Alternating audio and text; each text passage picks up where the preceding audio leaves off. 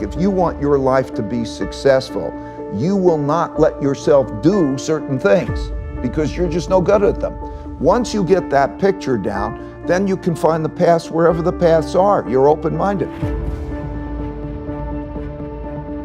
The Holy Grail of investing. It's 3 pages long, and it explains basically this important thing, because when that epiphany happened to me and how I would do it, it changed everything. And it's so important for the average person who's listening. And let me explain why that is. Because the average person who's listening, too many people, think that they can go into this very difficult zero-sum game of betting against the consensus and be right. You know what I mean? In other words, investor says, I'm going to go in the markets, I'm going to make money. Betting against the consensus and be right. Right, because the consensus is built into the price. Okay. Okay? That's what's the, so think of it as like going to a horse race and there's handicaps. Okay? You're not going to pick the best horse and you're not going to pick the best company. A terrible company can be a better investment than a terrific company. A terrible company could be a better investment, just like the terrible horse can be a better investment, because the odds that are changing, like you go into that becomes the long shot. But because the long shot is going to pay off 25 to 1, right? If he comes in, you could just as likely bet on the long shot as the leader, and it's going to be equally likely that you're going to make money, right? Otherwise the market would be doing the opposite. Well, the market is like that, right?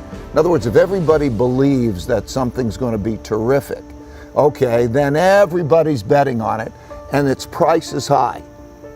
So it's not what's best necessarily. It's what's best relative to what's in the price, what's discounted. You know, everybody crashes, and then you're faced with that crash. And you either have an epiphany or you don't. You either walk off the field and say, hey, I don't want to do this anymore, and you give up on that, going after your audacious goals, or you gain really humility. You know, how do you feel that you're going to be wrong? And so I think then that whole notion is, you know, to come back with the finding the smartest people I could find who disagree with me. Also, I'm in the investment management business that you have to bet against the consensus. Otherwise you can't make money because it's in the price. And you have to bet against the consensus and be right. Or as an entrepreneur, I'm an entrepreneur. I had to bet against the consensus and be right. And so to gain that humility was the thing. So you either get off the field or you learn, right? The greatest tragedy of mankind, or the greatest tragedy of individuals who together make up mankind in their dealing with each other, is they have bottled up in their heads wrong opinions that they don't know how to stress test, because they think if it's in their heads, it's right, if they have an opinion. And it's so easy to get around that if you can think about, how do I go beyond that? So the reason I'm saying that is I love partnerships in which there's a back and forth and you knock things around and you get to the right answer, where there's open-mindedness and learning at the same time as there's the assertiveness as you're trying to figure things out together. In all relationships, in one way or another, you have to find out how you're going to make decisions. There are going to be agreements and disagreements, and you have to have the art of thoughtful disagreement. Now, people find their domains differently. Maybe somebody says, oh, okay, I'll take care of these things and you take care of that. I don't know. Some people, you know, the traditional household might say, okay, I'll take care of making the money out, and the man goes out and he makes money in the world. And then when women says, I'll take care of the kids, we're not there anymore. But each role, I'm trying to say, in some way, you have to find out how to do the art of thoughtful disagreement. And it makes sense. And then also knowing what's good, what you're good at and what you're not good at. It's a good thing to know what you're good at and what you're not good at. Meditation is the biggest gift that I can give anyone. And I would say more than anything, it is whatever reason for success I've had.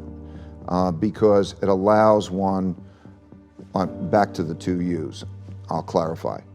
What I mean is that in your mind, we think, what do you want?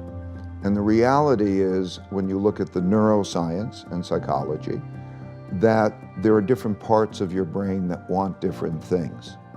And so in the simplest sense, there is the logical part of your brain that you're conscious of, it's called the conscious, and you think you're being logical and you want to make those decisions. And then there's the subliminal, below the limbic system, part of the brain, which is the emotional, and it's not as conscious to you, but it has more of an influence on you than really the logical one. And so they're not aligned. And so when you're experiencing that pain, or let's say the ego, right, there were two main things. You got an ego barrier and a blind spot barrier. If you can get past your ego barrier and you get past your blind spot barrier, you can accomplish anything, because you'll also know that you don't have to do everything, you don't have to figure it out yourself. You can take in from other people the different ways to approach things in the best possible way. And so the realization that we all are really struggling with ourselves, and to think which is in control. Meditation helps to deal with the alignment of those two things, because both are valuable. In other words, intuition, imagination, the things we really love come from our subliminal us's, right? Our needs, whatever they may be, they come from here, that subliminal. They may be valuable, they may be damaging. You don't know the difference. And so when they come up and you're looking at those with your logical mind and you can align those things, you're probably in good shape.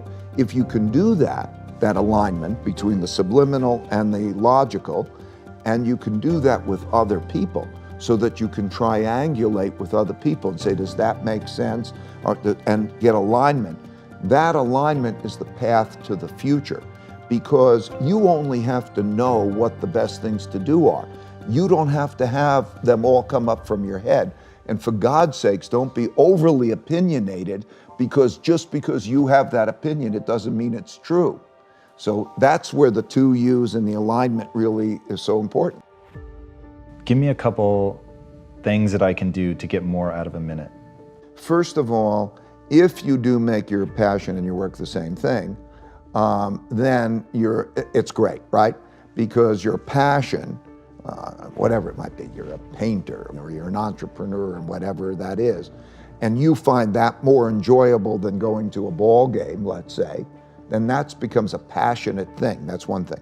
Second, to know how to work with people who can do things really well to get the most leverage out of people, okay? Third, how do you get yourself really, what are the right work habits? Anyway, there's a whole bunch of those kinds of things where how do I, what you say, how do I get it done without me doing it?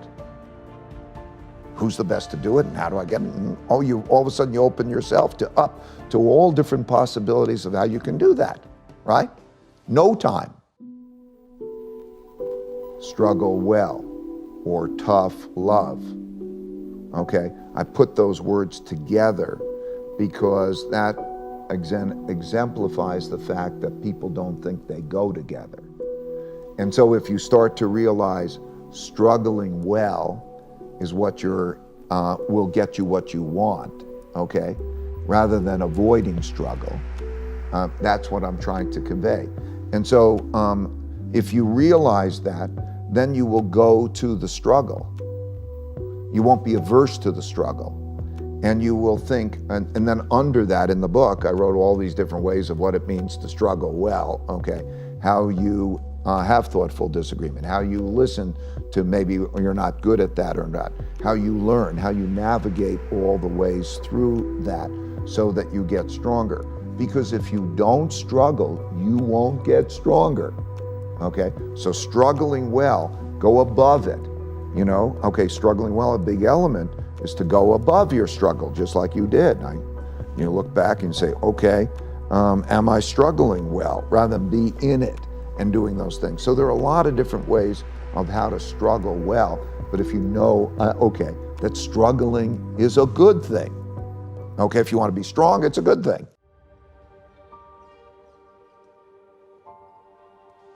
If you worry, you don't have to worry. And if you don't worry, you have to worry. Okay? Because what I mean is, if you're worrying about what can go wrong, chances are you will create the protections against that thing going wrong, and therefore that's good. And if you're not worrying about the things that are going to go wrong, then they'll probably, the things you never expect are going to come and hit you. Okay? And so it sounds counterintuitive. If you worry, you don't have to worry. And if you don't worry, you better worry. But what it means is that process of, okay, go to the thing, go to it, and enjoy it. View these things as puzzles. Your personality will change. You'll enjoy it, okay? Because life is a puzzle. It's a going through the jungle.